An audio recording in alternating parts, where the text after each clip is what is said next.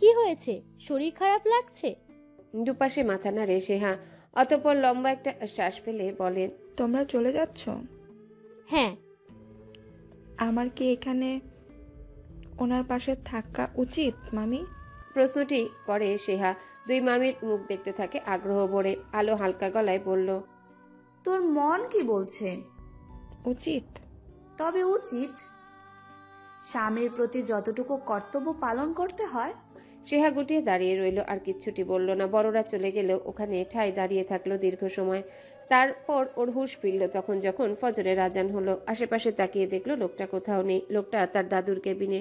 সেহা ধীর কদমে গিয়ে দরজায় দাঁড়িয়ে রইল, চেয়ে রইল ফেলফেল করে। নিজামের বৃদ্ধ ডান হাতটা আলতো করে ধরে রেখেছে উজ্জ্বল। সেই হাতটা, যে হাতটা উজ্জ্বলের মাথায় ছিল এতদিন। নিজাম মাহমুদ কষ্ট করে একটু হাসার চেষ্টা করে এতক্ষণে বলে উঠল, কেমন দিলাম? অতি ক্ষীণ সে আওয়াজ। উজ্জ্বল আর সামলে রাখতে পারল না নিজেকে। দাদুর হাতটা টেনে কপালে ঠেকিয়ে কেঁদে দিয়ে বলল, জঘন্য দিয়েছ, অতি জঘন্য। নিমিষেই চমকে ওঠে সেহা। নির্নিমেষ তাকিয়ে থাকে লোকটার দিকে। সে কি ভুল দেখেছে? ওই লোকটা কাঁদছে? পুরুষ লোকটা? এ এক অবিশ্বাস্য দৃশ্য সেহার চোখে। তার কখনোই ছিচকাতুনে পুরুষ মানুষ পছন্দ ছিল না। পুরুষের শক্ত খোলসটাই বারবার তাকে টানত, যেমন ছিল রাগী মির্জা। পুরুষের চোখের জল বিরক্তিকর ছিল সেহার কাছে। আর চোখের সামনে নিজে সদ্য হওয়া বরকে ওভাবে অবুঝ বাচ্চাদের মতো কাঁদতে দেখে সেহা চমকালো। এই পুরুষের সাথে তার সংসার হতে চলেছে। তবে সেহা টের পেল তার মোটেও বিরক্ত লাগছে না পুরুষটাকে, বরং ভীষণ মায়া লাগছে। এমন মায়া সেহার ইচ্ছে করছে গিয়ে মাথায় হাত বলিয়ে দিতে। নিজাম মাহমুদ নিজের দুর্বল হাত সরানোর ব্যর্থ চেষ্টা করলেন। পুরনায় সেই ক্ষীণস্বরে বললেন, হাত ছাড় আবার, হাত ছাড়। এই হাতটা আর কত ধরে রাখবি? পেছনে যে দাঁড়িয়ে আছে ওই হাতটা ধর, ধরে দাঁড়া। আরে ছাড় না। এই হাতটা তোর মাথায় থাকতো, ওই হাতটা তোর বুকে থাকবে। আর গাধিস না, থাম না গাধা। নতুন বউ, দেখ কি সুন্দর লাগছে। তখনও বৃষ্টি থামেনি। ঝিরিঝিরি বৃষ্টিতে ভোর রাতে নিস্তব্ধ হাইওয়ে ধরে এগিয়ে যাচ্ছে ওরা। বৃষ্টি গায়ে মেখেছে খুব ভালো করে। বারবার হাঁচি দিচ্ছে প্রণমী। হাঁচি দেওয়ার দরুন নিজেকে ছাড়িয়ে নিতে হচ্ছে ইরফানের থেকে বারবার।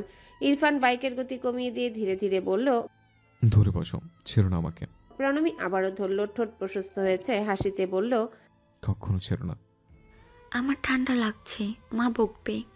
হাসলো ইরফান। টের পেল প্রণমী ঠকঠক করে কাঁপছে। হঠাৎ গলা খাকারি দিয়ে বলে উঠল, শীত লাগছে? কনসেন্ট্রেশন শরীর থেকে সরিয়ে মস্তিষ্কে ব্যস্ত রাখো। কিভাবে? একটা গান করো। আকস্মিক চমকে উঠল প্রণমী। মনে পড়ে গেল সে বহুদিন হয় গান করে না। জড়তা ঠেকেছে গলায়। ইরফানের কণ্ঠে চেপেছে অনুরোধ, বলল, করো। বাইকের গতি আরো কিছুটা কমিয়ে দিয়েছে ইরফান। ওরা রাস্তা দিয়ে যাচ্ছে। দৃশ্যটা এমন যে ওরা রাজারানী, আর দুই ধারের উঁচু উঁচু এই বিল্ডিংগুলো কুর্নিশ করছে ওদের। চুপ কেন? একটা গান, মাত্র একটা। প্রণমীর চোখের কোণে জল চিকচিক করছে। হঠাৎ শক্ত করে দুহাতে পেঁচিয়ে ধরে লোকটাকে গেয়ে উঠল, आपकी नजरों ने समझा प्यार की काबिल मुझे, दिल की ये धड़कन ठहरा जा, मिल गई मंजिल मुझे। আচমকা বাইক থামা ইরফান। প্রণমী চমকে উঠে গান থামিয়ে বলে ওঠে, কি? ইরফান কয়েক সেকেন্ড দেখলো ওকে, পরপর শান্ত স্বরে বলল, বাড়িতে গিয়ে শুনবো, এখন কেউ না। ভিজে পুরো বাড়িতে ওরা সবার আগেই পৌঁছালো। দরজা খুলে দিল পরি। ঘরে ঢুকে প্রণমী তখন জামা পাল্টে নিতে ব্যস্ত হলো। কুর্তির পেছনে থাকা ফিতেটা খুলতে না পেরে সাহায্য চাইলো ইরফানের কাছে। ইরফান এগিয়ে গিয়ে সুন্দরভাবে খুলে দিল ফিতাটা। প্রণমী যখন নতুন একটা সুতি সালোয়ার স্যুট গায়ে জড়িয়ে বেরোলো, ইরফান ওকে দেখতে লাগলো চুপচাপ। দুহাতে ঘুরিয়ে ওকে দাঁড় করিয়ে ভীষণ নরম গলায় বলল, এবার গাও। আসলে তখন আমি তোমাকে দেখতে পাচ্ছিলাম না। প্রণমী লজ্জা পেয়ে বলল, এখন 5 দিন, আমার শীত করছে। इरफान চোখ মুখ কঠিন করে দাঁড়িয়ে আছে। প্রণমী যেন বুঝতে পেল ওর রাগ। 2 মিনিট চুপচাপ থেকে গেয়ে উঠল, जी हमें मंजूर है आपका ये फैसला। ইরফান হাত ধরে বুকে টানলো মেয়েটাকে। প্রণমী গান থামিয়ে দিতে বলল, এই লাইনটা আবার গাও। প্রণমী পুতুলের মতো মাথা দুলিয়ে গাইলো আবার। ইরফান কোলে তুলে নিল মেয়েটাকে। বিছানার কাছে ধীর পায়ে এগিয়ে যেতে যেতে ঘন ঘন প্রশ্বাস ফেলে বলল, আসলে মঞ্জুর, আসলে লোকটার এই হুটহাট পাগলামিতে সব সময় নাক চোখ কুচকালেও প্রণমী এইবার ফুপিয়ে ওঠে। ইরফান বিরক্ত হয়ে বলে, থামা যাবে না, গাইতে থাকো। প্রণমী তাই করতে লাগলো। অতি কোমল আদরে ভেসে যেতে যেতে খুব আবেগে গাইতে থাকলো। जी हमें मंजूर है आपकी फैसला कह रही हर नजर बंद पर शुक्रिया दो जहां की आज खुशी हो गई हासिल मुझे आपकी नजरों ने समझा प्यार की काबिल मुझे। গুনে গুনে 7টা দিন পেরিয়েছে সেহার বিয়ের। অবাক দৃষ্টিতে 3D সিস্টেম ক্যালেন্ডার স্ক্রিনে তাকিয়ে থেকে ব্যস্ত হাতে নিজের জামা কাপড় গুছিয়ে নেয় ব্যাগে। 2 মাস পেরিয়ে গেল। কোথা থেকে কি হয়ে গেল সে টেরই পেল না কিছু। হ্যাঁ, তবে শুধু টের পেয়েছে লোকটার সাথে তার পরিচিতি বেড়েছে, লোকটার পছন্দের রং সাদা জেনেছে, লোকটা তাকে কিছু উপহার দিয়েছে, সে লোকটাকে কিছু উপহার দিয়েছে। এই তো এই 2 মাসে সেকেন্ড ইয়ারের পরীক্ষাটা শেষ করেছে ভীষণ ব্যস্ততায়। রাজশাহীতে সে চলে এসেছিল বিয়ের 3 দিন পরে। নিজাম মাহমুদের সার্জারি হওয়ার পরে তার জ্ঞান ফেরা এবং একটা স্থিতিশীল অবস্থা নিশ্চিত করে সেহা শহর ছেড়েছিল হুট করে দেওয়া এক্সাম রুটিনের চাপে। বিয়ের 2 মাসে উজ্জ্বল প্রতি সপ্তাহে এসে দেখা করেছে রাজশাহীতে সেহার সাথে, তবে রেস্তোরাঁর বাইরে কোথাও দুজনের সাংসারিক জীবনের আলাপ পাড়ার সুযোগ হয়নি। দুজন দেয়নি দুজনকে সেই সুযোগ। শান্ত বহুবার অ্যাপার্টমেন্টে নিমন্ত্রণ করলে উজ্জ্বল যায়নি সেখানে। তার ইচ্ছে অনুষ্ঠান করে বউ তুলে নেওয়ার পরেই হোক সবকিছু স্বাভাবিকভাবে।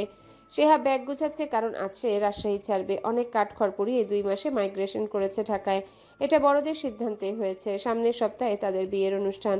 অতঃপর সেহা চলে যাবে তার স্বামীর বাড়িতে। উজ্জ্বলের অবশ্য আপত্তি ছিল না সেহা একাডেমিক লাইফটা দূরে থেকে পড়াশোনায় মনোযোগ দিলে, তবে সেহার মামিরা কেউ মানলেন না। সবার কথা বিয়ের পরে নাজুক সময়টাতে যদি হাজব্যান্ড ওয়াইফের মধ্যে দূরত্ব থাকে, এই দূরত্ব থেকে যায় বরাবর আজীবন। কি জানি সেহা বোঝে না এসব। সে শুধু আগ্রহ পাচ্ছে লোকটাকে জানতে, তাই আগ্রহ পাচ্ছে লোকটার কাছে যেতে। ব্যাগেজ গুছিয়ে সেহা নিজেও তৈরি হয়ে নেয়। শান্ত যাবে না তার সাথে, বড় দাদান ব্যস্ত। ইরফান মির্জা আসুক সেহা চায় না, তাই সবাইকে জানিয়েছে একা একা সে পৌঁছাবে ঢাকাতে। সে তো আর ছোট নয়। চুলে চিরুনি বসাতে সেহার ফোন বেজে ওঠে। লোকটার সাথে তার সকালে খুব একটা কথা হয় না, হয় বিকেল আর রাতেই। আজ এত সকালে উজ্জ্বলের কল পেয়ে সেহা অবাক হয়ে কলটা রিসিভ করতে ওপাশে ব্যস্ত গলা শোনা যায়। তুমি কি উঠেছো? হ্যাঁ, আমি তো রেডি হচ্ছিলাম, কিন্তু কেন? আমতা আমতা করছে উজ্জ্বল, যেন খুব সংকোচ তার। তোমাদের অ্যাপার্টমেন্ট ইম্পসিবল, গেট বন্ধ, আমি ঢুকতেই পারছি না। তোমার ব্যাগেজগুলো কিভাবে নামাবে? হতবাক সেহা বলল, মানি, আপনি এসেছেন? হ্যাঁ। কেন? বিস্ময়ে বিভূত সেহা হা করে আছে প্রশ্নটি করে। কেন আবার? তোমাকে নিতে। আচ্ছা, কেয়ারটেকারকে কল করে বলো গেটটা খুলে দিতে, আমি নামাবো ব্যাগেজ। আঙ্কেলকে কষ্ট করতে হবে না। ঘোর কাটছে না সেহার। এই লোকটাকে নিতে এসেছে, কিন্তু এমন তো কথা হয়নি। তবে কেন এসেছে? এটাও বুঝি স্বামীর দায়িত্ব। সত্যি বলতে অপরিচিত থেকে পরিচিত তারা হয়েছে অনেকটাই, তবে সেখানে স্বামী স্ত্রী সুলভ আন্তরিকতা খুব কমই থাকে জড়তা। এই 2 মাসে যে কয়বার তারা সাক্ষাৎ করেছে, লোকটা ড্রেস থেকে শুরু করে সবকিছু গিফট করেছে সেহাকে, ওই যে স্বামীরা যেভাবে করে। তবে আজকের এইটুকু সেহার বিস্ময়ের হৃদস্পন্দন বাড়িয়ে দিল। খুব ব্যস্ত লোক এই ভোরে এসেছে তাকে নিতে। শান্তর গলার শব্দ পেয়ে সেহার ঘোর কাটল। তাড়াহুড়ো ভঙ্গিতে শান্ত সদর দরজার দিকে এগিয়ে যাচ্ছে। আরে কি আশ্চর্য, ছেলেটা এমন একটা কাজ করে বসলো। গেট খুললে উজ্জ্বল ফ্ল্যাটে ঢুকলো। আজ অক্টোবরের 1 তারিখ। অক্টোবরের প্রথম ভোরের প্রথম সাদা শিউলির মতো সতেজ লোকটাকে সাদা শার্টে দেখলো সেহা। একটু অস্বস্তি হলো তার। এই লোকটাকে যে কয়েকবার দেখে নিজেকেই খুব ছোট মনে হয় সেহার। সৌন্দর্যের দিক থেকে পুরুষ মানুষের এত সুন্দর হতে নেই। উজ্জ্বল তাকিয়ে আছে নির্নিমেষ। মেয়েটাকে প্রথম যেভাবে দেখেছে, দিনকে দিন পরীক্ষার টেনশনে একেবারে স্বাস্থ্য খারাপ করে ফেলেছে। কিচ্ছুটি আগের মতো নেই। তবে যেটা বরাবরই থেকে গিয়েছে সেটা হলো মায়া আর মাসুম মাসুম ভাবটা, যেটা ওই চশমার নিচের চোখ দুটোই আছে। শান্ত জামাইকে নিয়ে কি করবে না করবে দিশা খুঁজে পাচ্ছে না। বসতে বলে উত্তেজিত গলায় বলল, এভাবে আসলে, এত ভোরে কষ্ট করে আসলে কেন? আসলে তোমাকে বলা হয়নি বাবা, অনুষ্ঠান এখনো হয়নি, সবকিছু স্বাভাবিক হয়নি তাই। উজ্জ্বলের শান্ত দৃষ্টি তার সামনে মাথা নিচু করে দাঁড়িয়ে থাকা ভদ্র মেয়েটার মুখে। শ্বশুরকে বলল, সবকিছু স্বাভাবিক হয়নি, বিয়েটা তো অস্বাভাবিক নয়। অনুষ্ঠান হোক বা না হোক, আসা যাওয়া হোক বা না হোক, বউ তো আমার। চমকে উঠে চোখ তুলে সেহা। বউ সম্বোধনটা তার লজ্জা বাড়িয়ে দিয়েছে। উজ্জ্বলের ঠোঁটের কোণে স্মিত হাসির রেখা। চোখ নামিয়ে উঠে দাঁড়িয়ে শ্বশুরের হাত থেকে চায়ের কাপ নিয়ে কাপটা রাখে। তারপর শান্তকে আগে বসতে বলে নিজেও বসে। নিজাম কাকার কি অবস্থা? জি ভালো। গত পরশু কথা হয়েছে আমার, সাবধানে রেখো।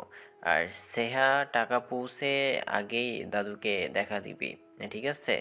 সেহা চুপচাপ মাথা নাড়ায়। উজ্জ্বল ঘড়িতে সময় দেখে উঠল। সকাল 8:30টার মেট্রো রেল ধরতে হবে। সেহাকে তাড়া দিয়ে শান্ত থেকে বিদায় নিয়ে ওর ব্যাগেজ নিয়ে নামলো নিচে। সংকোচ গুটিয়ে গিয়ে সেহা লোকটার পিছু পিছু নামলো। মেট্রো স্টেশনে ভিড়ের মাঝে হাঁটছে দুজন টিকিটটা নিয়ে। উজ্জ্বল হালকা গলায় বলে যাচ্ছে, গাড়ি নিয়ে আসার ইচ্ছে ছিল, তবে ড্রাইভার ছুটিতে। নিজে ড্রাইভ করবে সেই শক্তি গায়ে নেই। গত 3 রাত জেগে একটা কেস স্টাডি করে যাচ্ছে। তবে আসতে গেলেন নি বা কেন? দাদু জোর করেছে? আমি তো ছোট নই। নিশ্চুপ হাসে উজ্জ্বল। পরপর বলে, তুমি ছোট নও, তুমি আমার স্ত্রী, এবং দেশের পরিস্থিতি ঠিক নেই। I can take any risk. সেহা মোহিত হয় লোকটার কথাতে। কথাগুলো সাবলীল, তবে সেহা ভীষণ শিহরিত হয়। একটা অদ্ভুত প্রশান্তি তাকে ঘিরে ফেলে চারিদিক থেকে। উজ্জ্বলের পিছু পিছু ট্রেনে উঠে সেহা বসলো। উজ্জ্বলকে বসিয়ে রেখে বাইরে এসে কিছু স্ন্যাক্স কিনে নিয়ে সেহার সামনে এক এক করে সব সাজিয়ে রাখে, এমনকি টিস্যু পেপারটাও। সেহা চুপচাপ দেখতে থাকে মানুষটাকে। মানুষটার চোয়ালে গম্ভীরতা। এত ভারী কি এক সুদর্শন লোক। সেহা শুনেছে বয়স্ক লোক বিয়ে করলে একজন দারুণ অভিভাবক পাওয়া যায়, তবে তার কাছে থেকে যত্ন পাওয়া গেলেও রোমান্টিকতা খুব একটা আশা করা যায় না। তবে এখন সেহার মনে একটা কথা ঘুরছে। রোমান্টিকতা থেকে পুরুষের যত্নমাখা এই গম্ভীরতাটুকু বেশ উপভোগ্য, বেশ আকর্ষণীয়। ট্রেন চলতে শুরু করলেই দুজন ছেলে এসে সেহার পাশে বসতে যায়। উজ্জ্বল তড়িৎ উঠে মাঝখানটাতে বসে সেহাকে আড়াল করে রাখে। সেহা চুপচাপ হাসে। দৃষ্টি ঘুরিয়ে সম্মুখের জানালা থেকে শরতের ফকফকা আকাশ দেখে। টেবিলে শুধুমাত্র ইরফান ছিল, সে নাস্তা করছে। ঋতু আর আলো রান্নাঘরে। প্রণমী রান্নাঘরের সম্মুখে একটা লোয়ার ক্যাবিনেটের উপর বসে আছে চুপচাপ। সামিন এসে বসলো ডাইনিংয়ে। তার শান্ত দৃষ্টি ইরফানকে দেখছে। আজ এখানে একটা ছোটখাটো ঝামেলা বাঁধবে আলো জানে, তাই সে সরছে না চাচা ভাইপোর মাঝখান থেকে। প্রণমীকে বলল, ওপরে গিয়ে বিশ্রাম করো, ইসির শরীর ভালো নেই, ওর সাথে গিয়ে গল্প করো। একটু পরে যাই বড় মা। কেন? কয়েক সেকেন্ড চুপ থেকে মিনমিনে স্বরে প্রণমী বলল, উনি অফিসে চলে গেলে যাব। আলো দেখতে থাকে মেয়েটাকে। দিন দিন বড্ড মায়া হয়ে ধরা দিচ্ছে মেয়েটাই সংসারে, তাদের ছেলে জীবনে। বহুলাংশে না হলেও ইরফান অনেকটাই গৃহস্থী গোছালো আর শান্ত হয়েছে মেয়েটার আগমনে।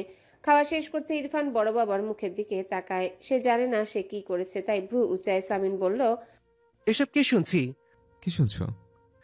তোমার নামে সবসময় কমপ্লেইন আসছে কর্মচারীদের থেকে, তোমার আচরণ ঠিক নয়। আর কত ইরফান, অফিসটা এখন থেকে পুরোপুরি তোমাকে সামলাতে হবে। তুমি যদি কর্মচারীদের সাথে একটা বন্ধুত্বপূর্ণ সম্পর্ক না গড়তে পারো, তোমার বাবা কিন্তু অনেক দক্ষ ব্যবসায়ী ছিলেন, প্লিজ তার মতন হও, কর্মচারীদের সাথে ফ্রি হও। এতটা কঠোর। পানি খেলো ইরফান। বলল, সে কি বড় বাবা, আমি কঠোর? আমি তো গতকাল একজনের চাকরি বাঁচাতে হেল্প করলাম। কি করে? কি করে আবার? মুখের গালি নিয়ন্ত্রণ করে। গাছাড়া ভঙ্গিতে বলল ইরফান। সামিন থমথমে মুখে বসে আছে। প্রণমী আর আলো হেসে ফেলে, তবে শব্দ না করে। ঋতু এসে ছেলের বউকে বলে, এত হাসি পাচ্ছে? তোমাকে আনা হয়েছে ওকে শোধরাতে, উল্টো তুমি ওর মতো হয়েও না। প্রণমী মুখ চেপে ধরে। সামিন ছেলেকে কিছু বলতে যাবে, ইরফান ব্লেজারে হাত নিয়ে উঠে দাঁড়ায়, বলে, কঠোর নই, মাসে মাসে 1.5-2 লাখ টাকা চুরি হয়, তাই একটু রাগারাগি করি সবাইকে, একটু বকে। তুমি আরাম করো। রাগ নামিয়ে চুপচাপ বসে থাকে সামিন। ইরফান টিফিন বক্স নিয়ে বেরিয়ে যায়। আজ সেহা আসবে, উজ্জ্বল দুপুরে খাবে। রান্নাঘরে প্রচুর কাজ। সামিন অফিসের থেকে মনোযোগ সরিয়ে মনোযোগ দেয় বাজারের লিস্টে। আগে সব গৃহস্থালির ব্যাপার স্যাপারে আগ্রহ পেত না সামিন। আশ্চর্যের বিষয় এখন পাচ্ছে। এখন তার বাজারের লিস্ট করতে ভালো লাগে। ছেলে মেয়েদের জন্য চিন্তা বাদ দিয়ে ওদের বাচ্চা কাচ্চা কেমন দেখতে হবে সেসব ভাবতে ভালো লাগে। আজ 1.5 মাস পরেই, হ্যাঁ ঠিক 1.5 মাস পরে মুখোমুখি হলো ওরা। শেষ দেখা হয়েছিল হসপিটাল। নিজাম মাহমুদের অসুস্থতায় পারিবারিকভাবে দেখা। এরপর 2 মাসের দালান ভাড়া প্রেরণা তার অ্যাসিস্ট্যান্টের মাধ্যমে পাঠিয়েছে। বহুবার ওই ভদ্রমহিলা তার আচরণে বুঝিয়েছে সে কতটা নির্বোধ।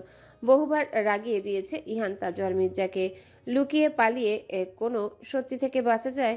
লুকিয়ে পালিয়ে কারো প্রেমের আমন্ত্রণ থেকে বাঁচা যায়? নিজেকে বাঁচানো যায়?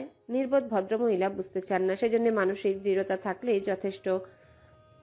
তাই যদি নাই থাকে তবে এত লুকোচুরি কেন? মনকে স্বাধীনতা না দিয়ে মনের গলা চেপে ধরলেই সব হয়ে যাবে। আজ অক্টোবরের 1 তারিখ। হ্যাঁ, আপন সকাল সকাল কোথা থেকে জানি এক ঝুড়ি শিউলি এনে ক্লাবে রেখেছে, শুভ্র পাপড়ি আর গাঢ় কমলা বোটা। কাকতালীয়ভাবে ভদ্রমহিলা আজকে অক্টোবরের প্রথম শিউলি হয়েছে। ধবধবে সাদা শাড়ি আর গাঢ় কমলা রঙের ব্লাউজ, এবং তাকে শিউলি ফুলের মতোই মোহনীয় লাগছে, সতেজ লাগছে। ইহান গেটে ঢুকতে গিয়েও ঢুকলো না, মনে হলো তার পা দুটো কেউ আটকে রেখেছে। অদৃশ্য কেউ বলছে, দেখতে থাক মন ভরে, এইটুকু দেখলে খুব বড়সড় অপরাধ তুই করবি না। প্রেরণার মুখে সতেজতা ততক্ষণ বজায় ছিল যতক্ষণ সে ইহানকে দেখেনি। লোকটাকে দেখেই থমকালো তার পা, অদ্ভুত ঝাঁকুনি দিল ফিনফিনে শরীরটা। জানতো এভাবে পারা যাবে না, এড়িয়ে থাকতে। এটা কি সম্ভব? বুক ভরে শ্বাস নিয়ে নেয় প্রেরণা। সেদিন হঠকারী হয়ে লোকটাকে ব্লক করেছে সে। প্রেরণা নিজেও জানে ইহান তাজওয়ার মির্জা বুদ্ধিমান মানুষ। এই বাচ্চা মানে পড়ে নেবে এবং হয়তো খুব বেশি ভেবে নেবে যে প্রেরণা নিজের মন নিয়ে দৃঢ় নয়। এখন কি করবে সে? লোকটা ইনুর দাদান, প্রণর ভাসুর। প্রেরণার নিজের কাছেই তার জায়গাটা খুব সম্মানের। কেন পারে না প্রেরণা রেগে যেতে? ইহানের কঠিন চোয়াল দেখে আরো আড়ষ্ট হয় প্রেরণা। এগিয়ে গিয়ে সালাম দেয়। ইহান চুপচাপ সালামে জবাব দিয়ে চলে যায়। ভদ্রমহিলার কাঁপুনি তার নজর এড়ায়নি। যেতে যেতে দুর্বোধ্য হাসে ইহান। ঠোঁটে ঈষৎ হাসির রেখা অস্ফুটে বলল, নির্বোধ নীলিমা। প্রেরণা দাঁড়িয়ে থাকে ঠায়। এটা কি হলো? লোকটা তাকে দেখলে আটকে রাখার ফন্দি খুঁজে বেড়াতো, আজ এভাবে ইগনোর করলো। খুব বেশি মানে লেগেছে নাকি ব্লক করাতে? হঠাৎ কেন জানি খুব হাসি পেল প্রেরণার। ইহানকে তার এই মুহূর্তে একটা 18-র ইগোয়ালা তরুণ ছেলেটি মনে হচ্ছে। হাসতে হাসতে প্রেরণা এসব ভাবে, আবার ভাবতে ভাবতে মুখটা ফ্যাকাশে হয়। লীলাবালি ভর যুবতী সৈগ, কি দিয়া সাজাই মুখ তোরে। প্রণমী ইরফান এসেছে, হয়তো তোমাকে খুঁজছে, ঘরে যাও। শাশুড়ির ডাকে উঠে দাঁড়ায় প্রণমী। এইমাত্র ইসির ঘরে আড্ডা দিচ্ছিল গানে গানে ইসি আর শ্রেয়ার সাথে। এর মাঝে আসতে হলো লোকটাকে। আর আসলেও খুঁজতে হবে কেন এত? প্রণমী তো কোনো কাজ করেই না। লোকটা বাড়িতে থাকলে সব সময় দরজা বন্ধ করে প্রণমীকে সামনে বসিয়ে রেখে চোখ দুটোকে উট পাখির ডিমের সাইজের মতো বানিয়ে দেখে কি আনন্দ পায় কে জানে। এত সুখ বিরক্তিটাকে প্রণমী লুকায় না। হাফ ছাড়তে ইসি কপাল কুঁচকে বলল, এমন ভাব করছো ইরফান খুব চালাই তোমাকে, সে আমরা বুঝি। বুঝেছ? বুঝেই থাকো। কপট রাগ দেখিয়ে প্রণমী চলে যায়। সেহার ফোন বেজে উঠতে সেহা উজ্জ্বলের সাথে কথা বলতে বলতে একপাশে চলে যায়। 4 দিন পরে তাদের বিয়ের অনুষ্ঠান। ইসি ওকে ওর মতো ছেড়ে দিয়ে ইকরি মিকরিকে নিয়ে ঘর থেকে বের হয়। ইকরি মিকরি মিঠির দুটো ছানা, বয়স 2.5 মাস, ভারী গলুমলু হয়েছে। এই দুটোকে শুদ্ধকে দিয়ে দেওয়া প্রমিস করেছিল ইসি। যখন জন্মেছিল তখন দিতে চাইলেও প্রেরণা নেয়নি। বলেছে, একটু বড় করে দাও, আসলে খুব ছোট তো, আমি সারাদিন বাড়িতে থাকি না, শুধু টেক কেয়ার করতে যদি ক্ষতি করে দেয় ছোট বাচ্চার। ইসিও তাই দেয়নি, তবে ওরা এখন যথেষ্ট বড় হয়েছে। শুনেছে শুদ্ধ 7 দিন ধরে ঘ্যান ঘ্যান করছে ইকরি মিকরির জন্য। দোতলা লিভিং রুমে বাড়ির প্রত্যেকে ছিল এখন অলস বিকাল। ইহান ভাত ঘুম দিয়ে ফ্রেশ হয়ে কোথাও যাবে বলে বেরোচ্ছিল, ঠিক তখনই আলো ডেকে উঠল ব্যগ্র কণ্ঠে, বেরোচ্ছিস? আচ্ছা, কার দুটো নিয়ে যা। কিসের কাট? সেহার অনুষ্ঠানের। একটা খন্দকার আঙ্কেলকে দিবি, আরেকটা প্রেরণাদের, আর মিষ্টি নিয়ে যাস। ইহান বলল, ইনুর বাড়িতে যাব। হ্যাঁ, অসুবিধা কি, বাড়িতে গিয়েই তো কার্ডটা দিবি। ঋতুর মন খচখচ করে উঠল শুনে। বলল, ওর যেতে হবে কেন? ইরফান গিয়ে দিয়ে আসবে, শ্বশুর বাড়ি ওর। আলো বিরক্ত হলো। কি আশ্চর্যের কথা, আজই তো দিতে হবে। ইহান গেলে অসুবিধা কি? ইহান এক পলক দেখছে বড় মায়ের মুখ। এর মাঝে ইসি এলো। প্রেগন্যান্সির 5 মাস চলছে। পেটটা অস্বাভাবিক রকমের বড়, কারণ ভেতরে যে একজন নেই আছে দুজন। মুইন ফরা জিদ্দি গুণ খুশি। বাবা চাচার ভাইদের সামনে পেট নিয়ে খুব একটা আসে না ইসি। বড় একটা সুতির ওড়নায় ঢেকে ইকরিমিকরিকে নিয়ে এগিয়ে এসে ইহানকে বলল, ও বাড়ি গেলে ইকরিমিকরিকে নিয়ে যাও দাদান। শুদ্ধ জেদ করেছে নাকি ওর মায়ের সাথে? বলে ইসি আর চোখে ঋতুকে দেখে নিল। মেজমা মনে মনে তাকে চিবিয়ে খাবে ইহান কেমন সুযোগ করে দেওয়ার জন্য তা তো নিশ্চিত। আকস্মিক কপালের রেখা বিলীন হয়ে যায় ইহানের। শুদ্ধ হ্যাঁ, ছেলেটাকে বহুদিন দেখে না সে। শেষ দেখেছিল 15 দিন আগে, একটা কাজে ওদের স্কুলের আশেপাশে গিয়েছিল, তখন এক ঝলক দেখেছিল। ইহান আর কিছু শুনলো না, বুঝলো না। ইকরিমিকরিকে রাখা বাকেটটা ওদের, প্রেসক্রিপশন ওদের, ডায়েট বুক এবং অনুষ্ঠানের কার্ড দুটো নিয়ে বেরিয়ে যায় সে। প্রেরণা দরজা থেকে নড়ে না, এটা খুবই বিরক্তিকর ব্যাপার। ইহান হাঁপ ছেড়ে বলেই বসে, বেকার নয় যে দরজা থেকে তাড়াতে পারবেন। I had to come inside. আজ বহুদিন পরে ওই লোকের ঠান্ডা তবে হাসকি স্বর শুনল প্রেরণা। হুঁশ খুইয়ে দাঁড়িয়েছিল প্রেরণা। চুপচাপ সরে গেল একপাশে। বাড়িতে ইনু, প্রীতম, মিস জেনি কেউই নেই। এই লোকটার টাইমিং খারাপ নাকি তার কপাল? ইহান ঘরে ঢুকতেই শুদ্ধ এলো ছুটে। মাম্মার ফোনে গেমস খেলছিল সে। আচমকা ইহান আঙ্কেলকে আর হাতে ইকরিমিকরিকে দেখে অতি আনন্দে চিৎকার দিয়ে উঠল বাচ্চা ছেলেটা। প্রেরণার কানে বাজতে থাকলো ছেলের উল্লাস। ইহান শুদ্ধকে কোলে নিয়ে গুছিয়ে বসলো সোফাতে। প্রেরণাকে গম্ভীর কণ্ঠে বলল, ইনভিটেশন কার্ড নিয়ে এলাম আর মিষ্টি। আগামী 6 তারিখে যাবেন। প্রেরণা ওসব কিছুই শুনছিলই না, শুধু চেয়ে চেয়ে দেখছে প্রাণবন্ত শুদ্ধকে। লোকটার আগমনে খিটেপনা নাই হয়ে গিয়েছে। এতক্ষণ ভারী জ্বালিয়েছে প্রেরণাকে। রাফিদের তো জেল হয়েছে শুনেছি। এই অ্যাপার্টমেন্ট ছাড়তে চাইছেন, কাস্টমার পাচ্ছেন না। আমার কাছে কাস্টমার আছে, আমার নববিবাহিত বন্ধু ও তার স্ত্রী। ওরা এই এরিয়ায় অ্যাপার্টমেন্ট খুঁজছে। আপনার ওদের নাম্বার লাগলে ইনুকে বলেন আমাকে কল দিতে। প্রেরণা তখন কোনো জবাব দেয় না। প্রেরণার অন্যমনস্কতা ভাঙে ইহানের ডাকে। I think I should go and please don't feel hesitate. আমার সোসাইটির লোক, সামনাসামনি ব্লক করা যাবে না। দারুণ লজ্জা পেয়ে চোখ নামালো প্রেরণা। মুখটা ফ্যাকাশে করে বলল, চা খাবেন? শুদ্ধ উঠে ইহান আঙ্কেলের হাত টেনে ধরলো, বলল, মাম্মা টেস্টি বানিয়েছে আঙ্কেল, তুমি খাবে? হাসলো সামান্য। ইহান শুদ্ধর গাল টেনে দিয়ে বলল, হ্যালো বন্ধুরা, পরবর্তী পার্ট খুব তাড়াতাড়ি আসবে, তো সবাই অপেক্ষায় থাকো। আর চ্যানেলটি যারা এখনো সাবস্ক্রাইব করনি তারা পরবর্তী পার্ট দেখার জন্য চ্যানেলটি সাবস্ক্রাইব করে রেখো। ধন্যবাদ সবাইকে, আমাদের সাথেই থেকো।